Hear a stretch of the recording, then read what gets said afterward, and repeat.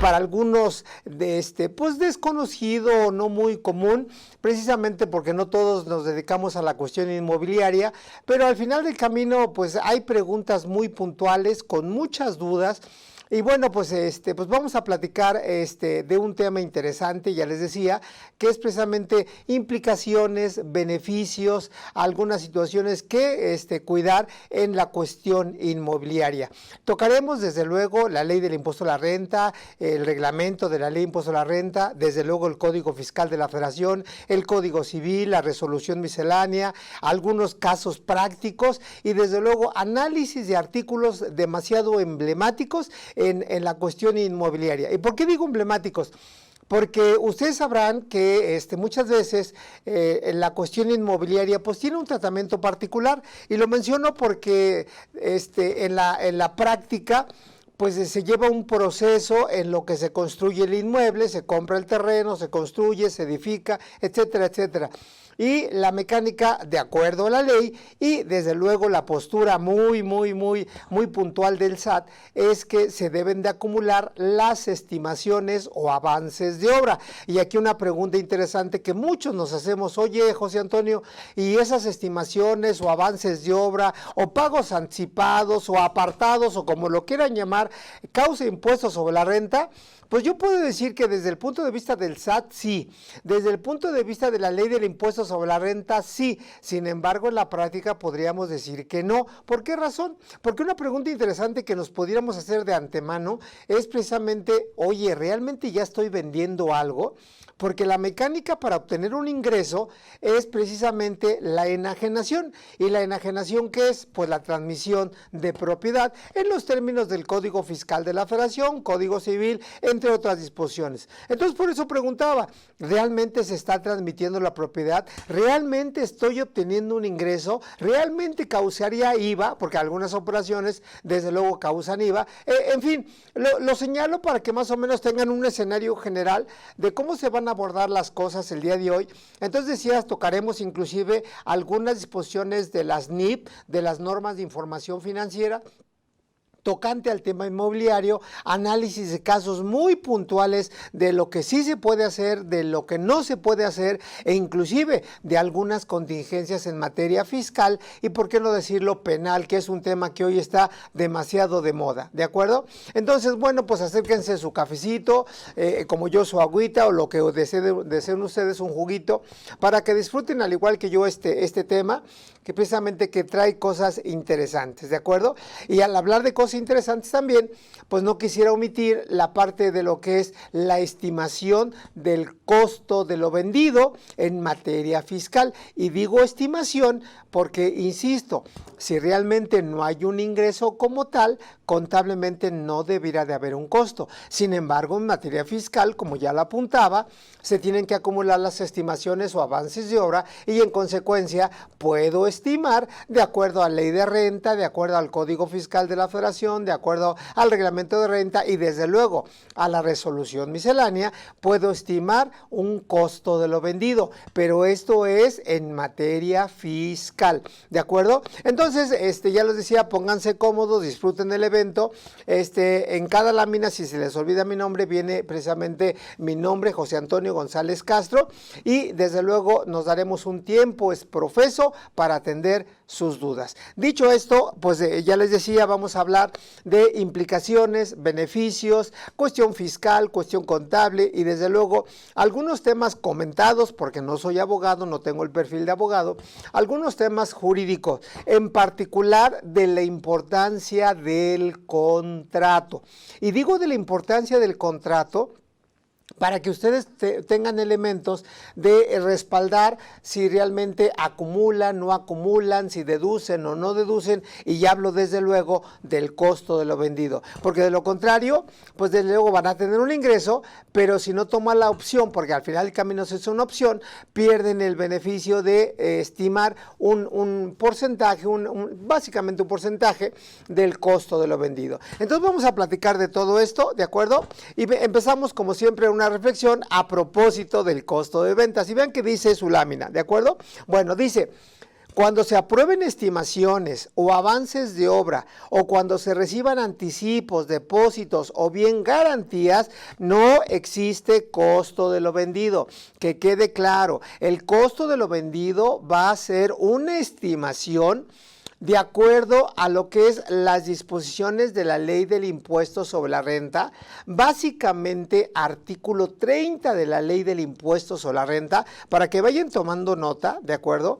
Y a propósito de renta, nada más para de alguna manera soportar esta reflexión, vean lo que dice parte del artículo 39 de la ley del impuesto sobre la renta, que también nos habla precisamente del costo de lo vendido, ¿de acuerdo? Y ven que dice a propósito, ojalá quede claro el comentario, y si no, repito, pueden mandarme anticipadamente sus dudas. Vean que dice, para determinar el costo del ejercicio, se excluirá, es decir, no se tomará en cuenta, el correspondiente a la mercancía no enajenada en el mismo, así como el de producción en proceso al cierre del ejercicio. En otras palabras, como buen contador, ustedes deben de saber que lo que es el inventario al cierre del ejercicio, ¿de acuerdo?, o la materia prima que no utilizo, porque ustedes recordarán que hay básicamente 3 tipos de inventario: materia prima, producción en proceso y artículos terminados.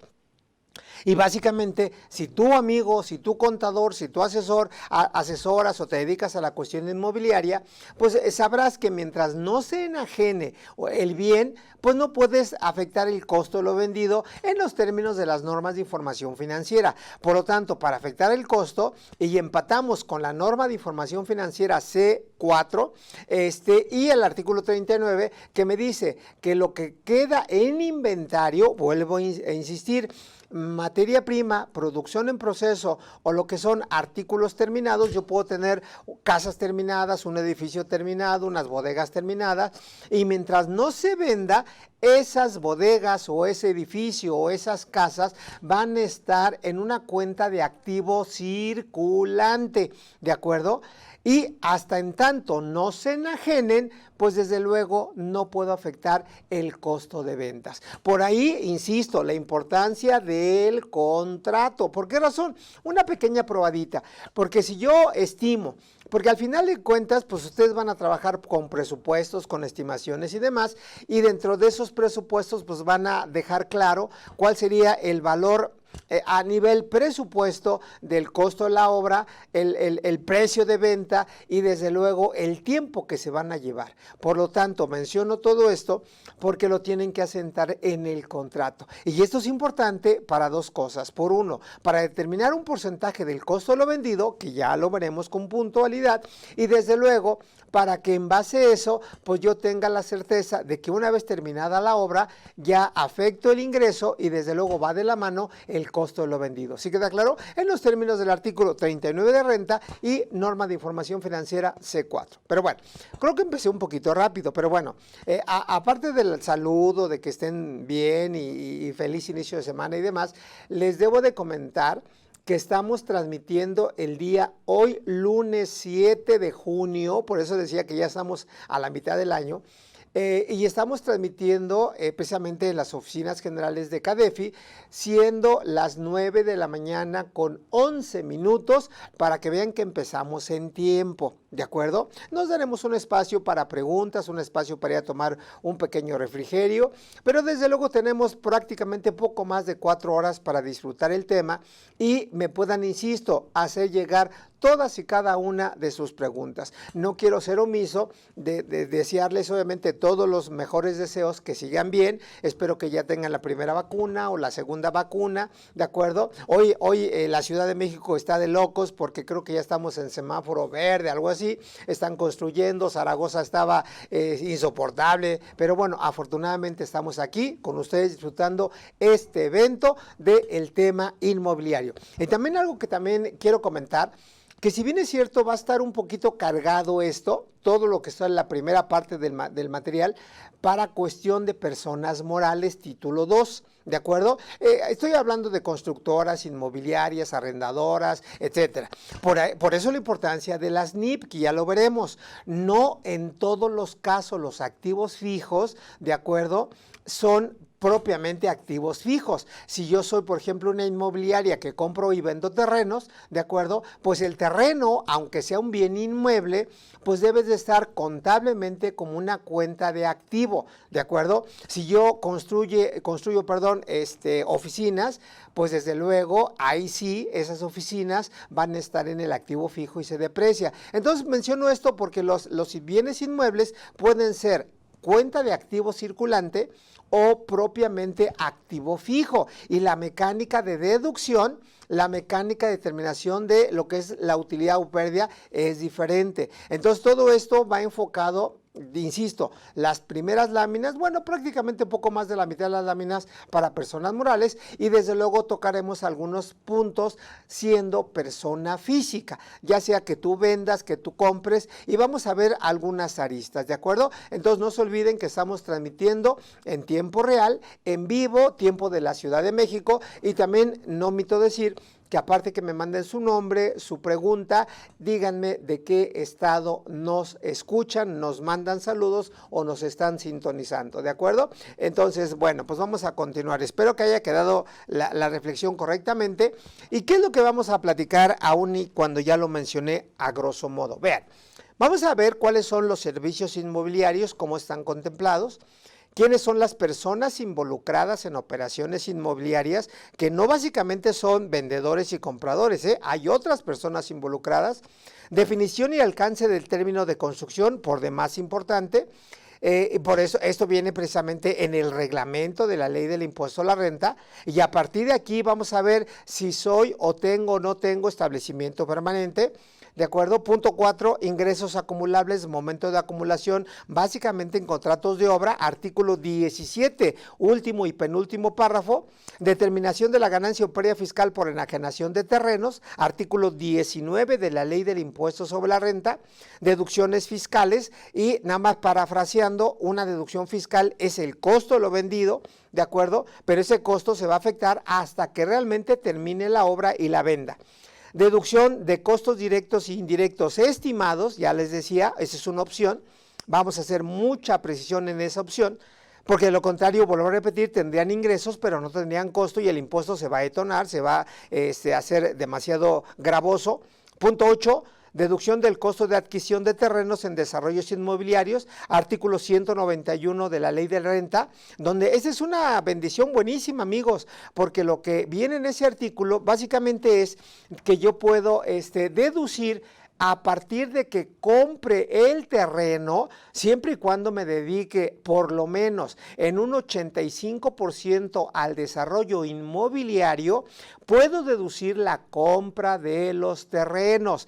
Lógicamente, cuando yo ya venda el inmueble, cuando ya tengo las casas y demás, voy a tener ingreso, pero no va a haber costo. Entonces tienen que ir valorando, porque ahorita pues tienen deducción, tienen la compra, lo deducen y demás, pero también tienen que ir viendo que no deben de rebasar más de 3 años, porque lo contrario se va a acentuar en un porcentaje importante un incremento en lo que son los ingresos. ¿A qué voy con este comentario? Es la famosa ley del embudo. La autoridad siempre tiene las cartas sobre la mesa, siempre va a querer tener un ingreso para cobrar más impuesto, y desde luego el contribuyente se va a quedar con la parte más delgada. O sea, suena bonito de que yo compro el terreno y lo deduzco, sí, amigo, pero tienes que ver en qué tiempo terminas el desarrollo inmobiliario, en qué tiempo empiezas a vender, porque lo contrario, aparte del ingreso acumulable por la venta, vas a tener un porcentaje,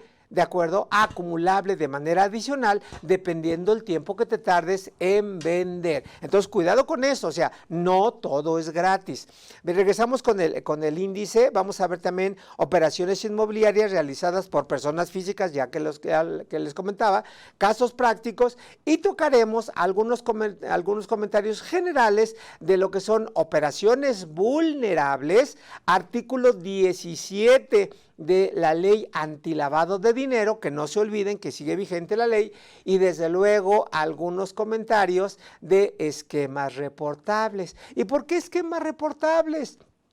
la famosa fracción sexta del artículo 199 de la Ley del Impuesto sobre la Renta, que habla básicamente, por un lado, de partes relacionadas y por otro lado, de dos conceptos que yo siempre he enfatizado. Pero por un lado está precisamente el otorgamiento del uso o goce temporal a título gratuito y la prestación de servicios, ¿de acuerdo? O la realización de funciones a título también gratuito, que si son partes relacionadas y no se cobra ya sea por el uso o goce o por la prestación de servicios o la realización de funciones, estamos en presencia real de un esquema reportable. En los términos, repito, del artículo 199, fracción sexta de la ley, del Código Fiscal de la Federación. ¿Sale? Bien. Entonces, ahí está el comentario. Bueno. Entramos con cuestiones interesantes para que tengan un escenario general. Aquí en la pantalla ya va a aparecer dentro de su material, que ya está a su disposición, precisamente el concepto de ingreso. De ingreso desde el punto de vista contable, y si me permiten también haré la referencia al concepto de ingreso para efectos fiscales. ¿De acuerdo? Bueno, vean, ingreso.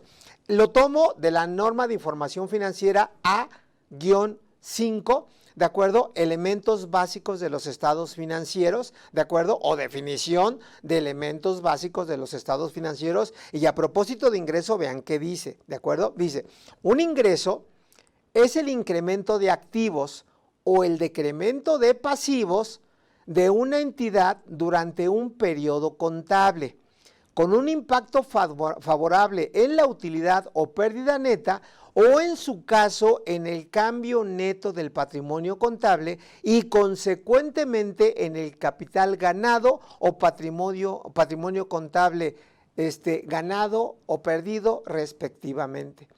Quiero enfatizar cómo empieza la redacción, cómo empieza el concepto. Dice, es un incremento de activos.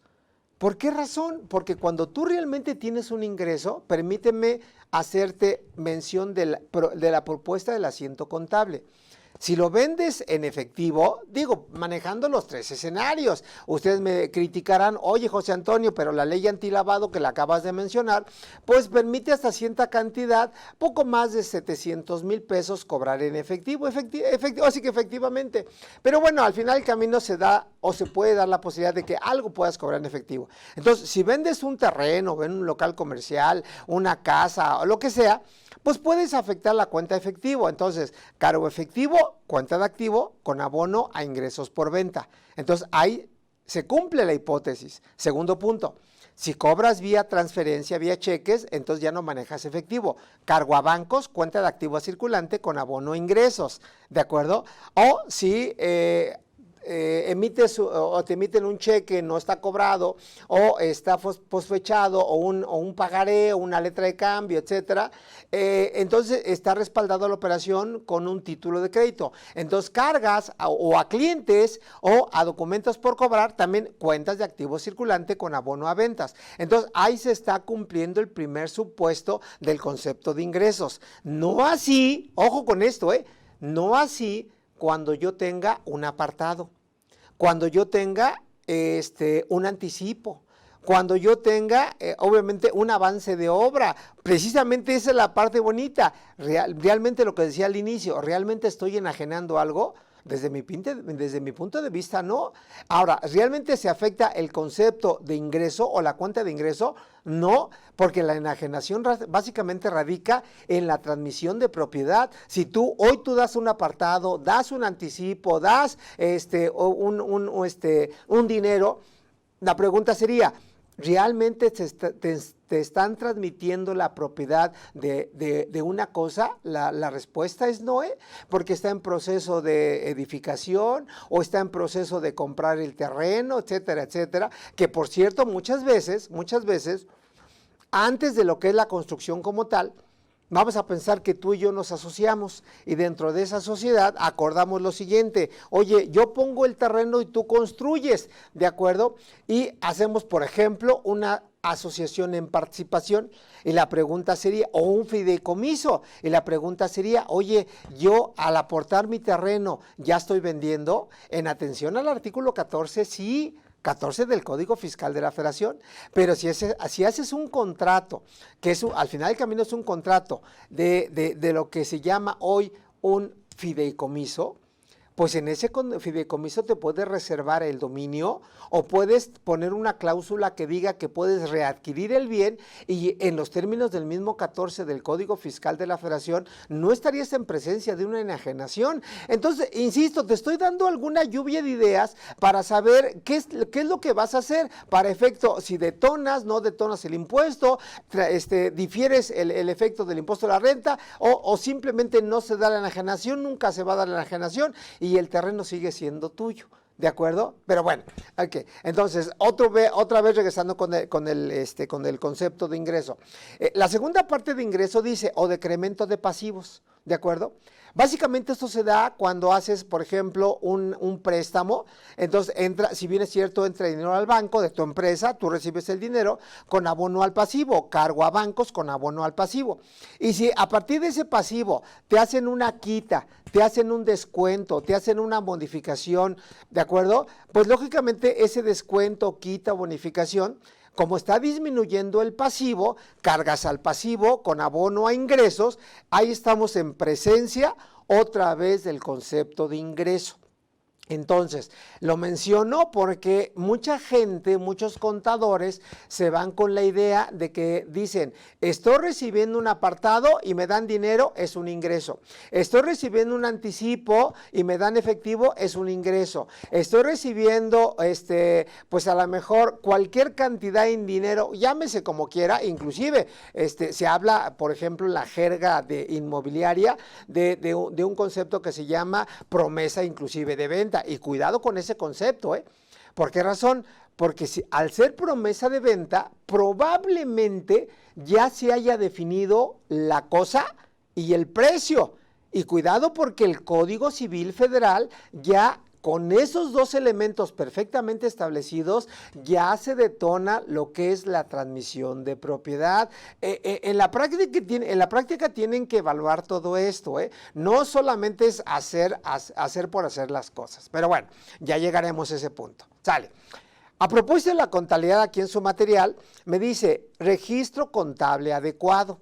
Y en materia de inmuebles, ya se los adelantaba, decía, los inmuebles pueden ser parte del activo fijo como inversiones, y si es parte del activo fijo, no omito decir que al ser una inversión lo puedes deducir para efectos contables y para efectos fiscales. O bien el activo fijo, que son los bienes inmuebles, puede ser parte de tu inventario en los términos de la NIP C4, que ya lo adelantaba, forma parte de tu activo circulante.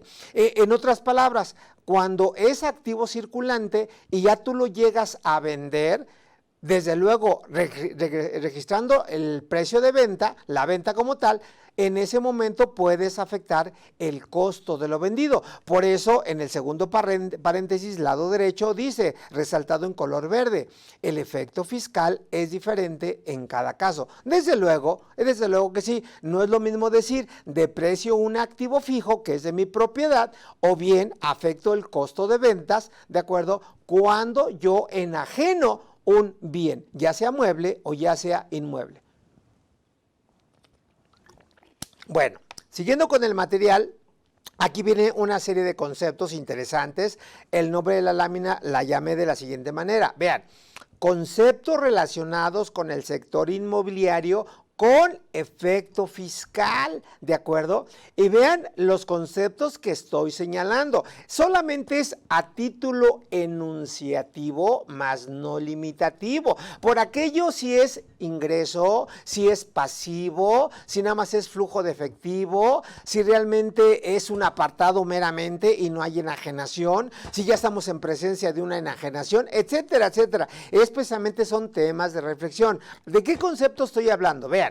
Estoy hablando de anticipos y no confundir lo que es el anticipo de clientes con un apartado, o no confundir el anticipo de clientes con el avance de obra, o no confundir el anticipo de clientes con la estimación. Son dos conceptos totalmente diferentes. Es más, me adelanto. La regla miscelánea, y sugiero que la anoten, la 3224, 3.2.24, vigente para este año, que no ha cambiado, me dice que de manera general el anticipo de clientes, agrego, en cuestiones comerciales es un ingreso acumulable. Número 2, se tiene que timbrar. Número 3, causa IVA. Y número 4, juega para efectos de pagos provisionales. Y número 5, cuando ya se formaliza la operación, vean la importancia, porque al final del camino el anticipo de clientes es un pasivo, de ahí el tema de reflexión. Cuando ya se formaliza la operación, vamos a pensar que tengo 10 de anticipo, la operación es de 100, se formaliza la operación hoy, ¿de acuerdo? Y el anticipo lo recibí ayer. Hablo de ayer, el mes pasado, hace un año, hace año y medio, hace 2 años. Para efectos de pagos profesionales y el anual, ya no acumulo los 100. A los 100 le resto los 90. ¿De acuerdo? Y facturo otra vez el 100% de la operación y desde luego hago una nota de egresos por los 10 pesos que corresponde al anticipo. ¿Sí me expliqué? Pero hay una precisión importante, por eso quise sacar el comentario, que ya lo veremos a todo esplendor, Esa regla, la 3224, me dice, escuchen esto, que no aplica para cuestiones inmobiliarias. En otras palabras, no le aplica el último párrafo y el penúltimo párrafo del artículo 17. Y si no te viene a la mente lo que dicen esos artículos, básicamente estamos hablando de la acumulación de los contratos de obra a través del concepto llamado estimaciones, ¿de acuerdo? O avances de obra, con un pequeño requisito: que sean aprobados precisamente por tu residente de obra. Y la resolución miscelánea, para que vean que tenemos que tener todo el bagaje cultural a la mano, la resolución miscelánea también menciona que esas estimaciones las tiene que aprobar tu cliente. ¿Sí me expliqué? Y ahí tenemos un elemento importante en tiempo, porque si hoy ya tengo la estimación, ya tengo la aprobación del residente de obra, a partir de la estimación que yo agregaría, si soy un poquito conservador, facturo la estimación para que quede la evidencia y la ley me da 3 meses, la ley de renta me da 3 meses para cobrarlo. Si en esos 3 meses se cobra, ¿de acuerdo? Pues se acumula la estimación, pero si no se cobra, ¿de acuerdo?, pasando los 3 meses se va a acumular hasta que efectivamente esté cobrado. ¿Se entendió? Entonces, cuidado con los conceptos, amigos. Entonces, regresando. Conceptos relacionados con cuestiones del sector inmobiliario. Decía anticipos, apartado, promesa de venta, preventa, estimaciones, depósitos, comodato en materia del uso-goce, usufructo, ejidos. Que cuidado ahí con los ejidos, amigos, porque no olviden que los ejidos pues tienen un tratamiento particular, que el titular del ejido tiene los derechos como ejidatario, y si transfiere los derechos del ejidatario 1 al ejidatario 2, no hay enajenación. ¿Sí me explicó? Sin embargo, si el ejidatario vende a la iniciativa privada, ya no es propiamente la transmisión de derechos, sino una venta tal cual, compra-venta, pero lo vende primera enajenación a la iniciativa privada y acredita tener el dominio pleno del ejido, la primera enajenación, de acuerdo al artículo 93, fracción 28 de la Ley del Impuesto sobre la Renta, esa enajenación está exenta en su totalidad.